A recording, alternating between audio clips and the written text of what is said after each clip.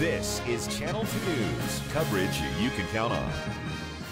If it comes to fruition, it'll be pretty impressive. A $1.2 billion redevelopment plan will be discussed at tomorrow's Reno City Council meeting. Now, the plan is to revitalize a blighted area to the west of downtown, and that is tonight's Channel 2 News big story at 5:30. Good evening, I'm Landon Miller. Kristen is off tonight, and thank you for staying with us. Well, the proposal includes new residential, retail, office, hotel, and parking components. Now take a look at our Pinpoint 2 map. The West 2nd Street District project includes 17 acres stretching from Arlington Avenue to Washington Street and from the train trench down to First Street. Paul Nelson joins us live from West 2nd Street, right in the heart of where this project will be.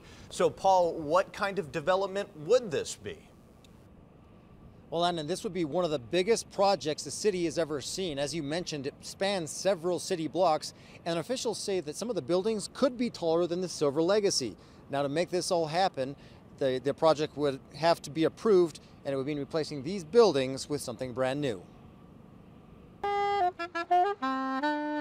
This stretch along the Truckee River is a popular place for all walks of life. It could also be right out the front door of a brand new development if the project gets approved. It's a multi-block area just west of downtown, and we're talking some tall buildings. I mean, some of the tallest that we've seen that have been built in over 20 years in this community.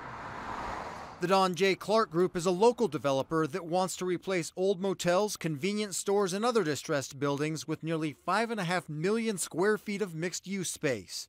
Much of the property has already been acquired.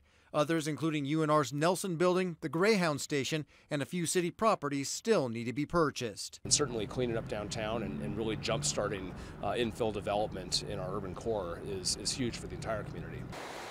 The project is located in Redevelopment District 1, where the city is $24 million in debt.